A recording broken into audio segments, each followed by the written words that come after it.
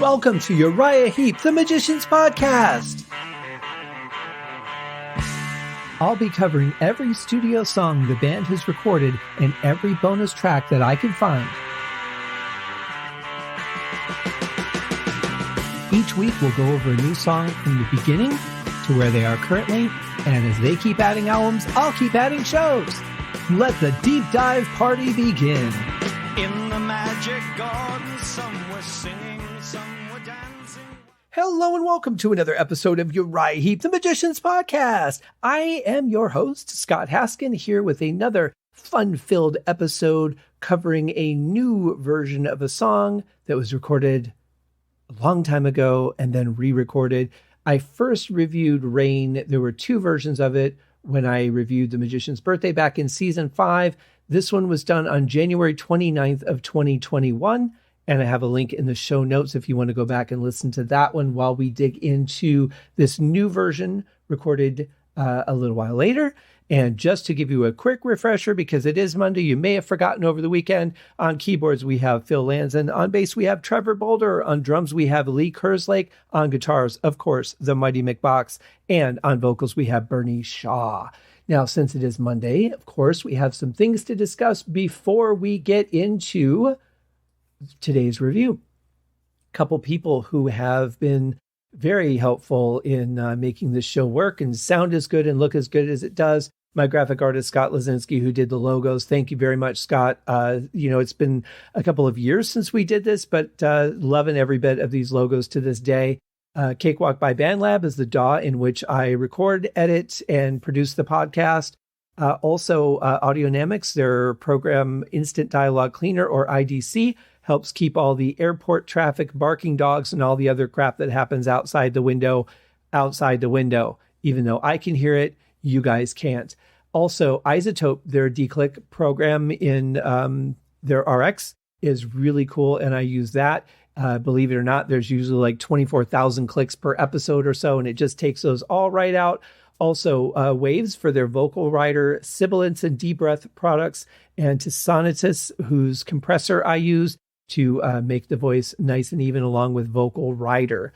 Also want to give a shout out to Dave White, the social media director for Uriah Heep. He does the websites for uriah-heep.com and mick-box.net. Hundreds of pages, maybe thousands by now, who knows, but he does a great job of maintaining those and keeping them up to date. Awesome work, Dave. Everyone who has shared the show, thank you very much. I know that some of you have recommended groups to me, which I have joined and post the show there. Thank you all. Really helps the show get heard by Uriah Heep fans or people that are just curious about Uriah Heep, which is even more important because if you're already a fan, it's cool to listen to somebody talk about a song or get into some analysis or talk about some details. But for those people that are curious about a band, podcasts are such a great way for them to give a band a chance and see what the band is all about, what their music is like, and then decide, hey, you know what? I really want to invest in this band and start buying up albums left and right, which is exactly what they should do. So that being said, before we finish off, I want to thank my brothers and sister in the Deep Dive Podcast Network, Terry T-Bone Mathley at T-Bone's Prime Cuts, Nate and John at the Deep Purple Podcast, The Simple Man at Skinnerd Reconsidered, Riot Sabbath Bloody Podcast, Paul, Joe, and David at In the Lap of the Pods, Andy and Matt at Hawk Binge, Eric and Jonathan at Maiden A to Z Pod, Daniel and Josh at Diary of the Madmen, the Ultimate Aussie Podcast, Ben and Sam at Universally Speaking, the Red Hot Chili Peppers Podcast, George and Hattie at the Judas Priest Podcast. As I'm recording this, I'll actually be guesting on this show in a couple of days. I'm not sure when it'll air, but it should be a lot of fun. I've met both George and Hattie, and they're really super cool people. Do a great podcast on Judas Priest, who Uriah Heep has toured with many, many times over the years. The last time I saw them at the Hard Rock here in Las Vegas, they were opening for Priest. And both put on an amazing show. I wasn't a big fan of Priest, but I did stick around for a few songs. Very great presence on stage. Very good band. We also have Mark and Corey at And the Podcast Will Rock. Corey and John do a show called Backtracks Theme Music. Corey, John, and myself do a show called Backtracks Aerosmith Revisited. We also have Clay and Riot North by South. We have Greg and Jonathan at So Far, So Pod, So What. We have Kevin at the Tom Petty Project, Kevin and Randy at Seaside Pod Review, Quinn at And Volume for All, Sav, Nick, John, and Mark at the Rock Roulette Podcast. We also have a new show joining the network called Regarding Lulu. Once I have that link available and know who's hosting it, I will post that information on the website. If you go to www.scotthaskin.com and go to the Uriah Heep podcast link all the way at the bottom, I've got all the Deep Dive podcast links there. And also, you guys could go to deepdivepodcastnetwork.com, and the links to all the most recent shows are there, where Nate from the Deep Purple podcast does a great job maintaining that site. Also, want to give a shout out to Brandon at Metallicast. He is the one that runs my favorite Metallica podcast. He's been a guest on this show. Really super cool guy as well. So, all that being said, let's get into today's episode. Today we're talking about rain. Let's check it out.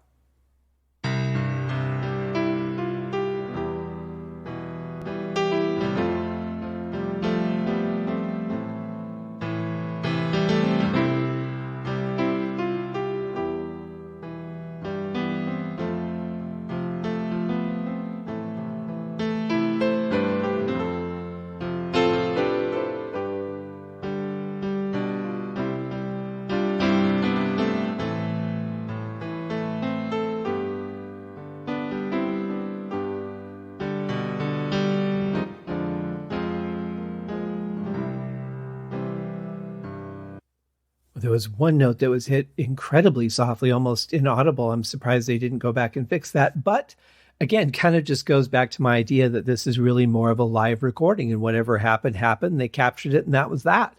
Nothing wrong with that. I personally kind of like that. I like the idea of just, here's what happened in the moment and letting it go. I just pointed out because it's interesting. It's something that made me go, but yeah, I like this opening. It has a different feel to it than what I'm used to. We don't have those little tremolo sounds coming through, but yeah, nice, gentle playing, nice accents where they needed to be. Phil did a great job with this. It's raining outside, but that's not unusual. But the way I'm feeling becoming usual. I guess you could say the clouds are moving away from your day and into mine.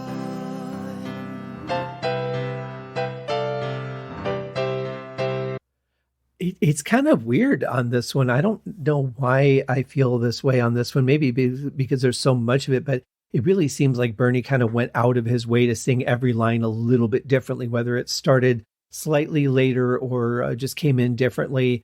Almost like a real conscious effort to say, I'm not going to do anything the way that it was done on the original. I'm going to sing this all its own way. And there's nothing wrong with that. It's a fine line sometimes when you're re-recording songs, whether you were on them or not, to really determine how you're going to perform it. How much of it is, well, this is part of the song. This is historic. It needs to be done this way, versus I want to pay respect to the song, but yet put my own personal stamp on it. And for some reason, maybe, like I said, maybe it's just because I'm noticing it more on this song because there's only piano and vocals at this point. So it's standing out more to me. But it seems like it was a very conscious effort to sing it very differently from the original. Again, nothing wrong with that, just merely an observation.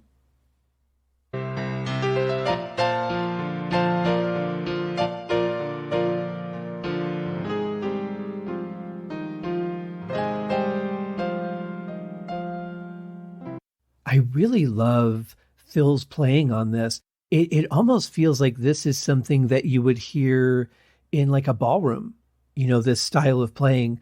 Really interesting pitch changes, really interesting just like where he strikes the keys hard and where he's more gentle. But I love the flow and the feeling of this. Since we only have piano and vocals, We don't have those other sounds kind of filling things up at all. There's no bass. There's no, like I said, that little tremolo sound is gone.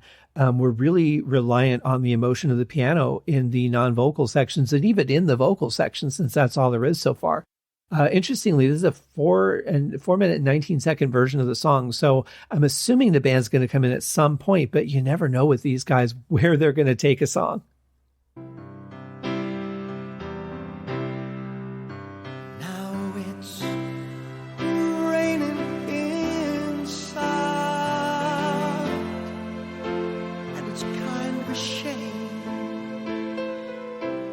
and it's getting to me. A happy man. Why should you want to waste all my time? The world is yours, but I'm in mine.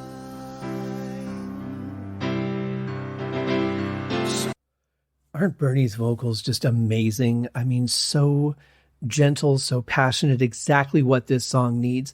Despite what I said about, him singing it his own way, I don't mean anything bad by that, of course. It's just a different style from what we're used to. But man, his voice that we don't hear a lot of this kind of tenderness from him. So it's really nice to hear it in this song. And he's very, very good at it. So rain, rain, rain in my tears, measuring carefully my years. Shame, shame, shame in my mind. See what you've done to my life. Well, I'm not sure who's singing backups there. That could even be Phil. Maybe everyone else is off stage at this point. I don't know, or would be off stage. We're hearing some gentle strings, little inflections coming in here and there, which are just a nice touch. They're not forward in the mix. They're not dominating or taking over anything. They're very, very subtle. You feel them almost more than you hear them, which is really nice. I like the levels of everything we're hearing on here. Vocals to piano, too. Very nice mix between the two. So rain, rain, rain in my tears, measuring carefully my years. Shame, shame, shame in my mind. I'm really loving all the elements of this. Bernie's voice, the piano playing that Phil's doing, it's very different, really gentle. This is a really, really powerful version. Wasn't sure what to expect because basically, I mean, it's such a simple song. I think it would just be probably too easy to just go in and copy what the original did. So I like that there's some variety in this, some unexpected phrasings, some nice fill-ins on piano. It's really a unique version for the band compared to what we're used to. See what you've done to my life.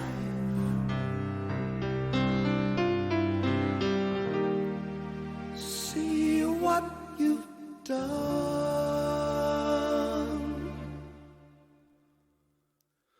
to my life.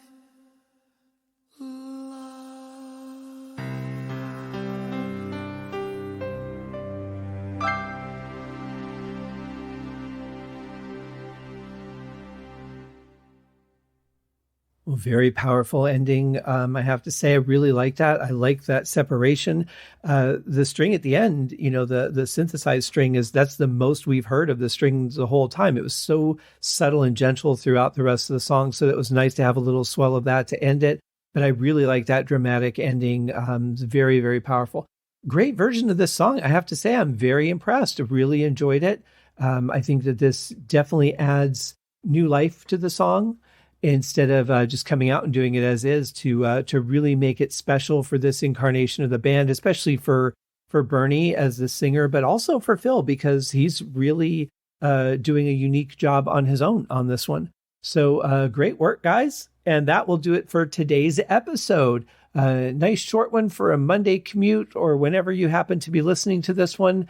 We'll see you guys tomorrow for another episode. Cheers. Thank you for joining me on this episode of Uriah Heep, the Magicians Podcast.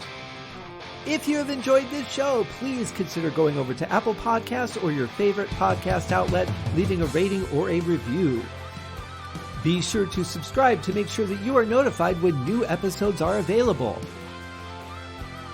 Please be sure to share this podcast with your fellow Uriah Heep enthusiasts and anyone who you think would like Uriah Heep, which should be everyone. And if you are so inclined, please feel free to contribute to the Patreon account. And if you are not a Patreon subscriber, you can also pay through the PayPal link on the website listed in the show links below. I would also like to thank Uriah Heep for their very generous support of the show, and thank you guys for listening. We'll see you in the next episode. Happy days!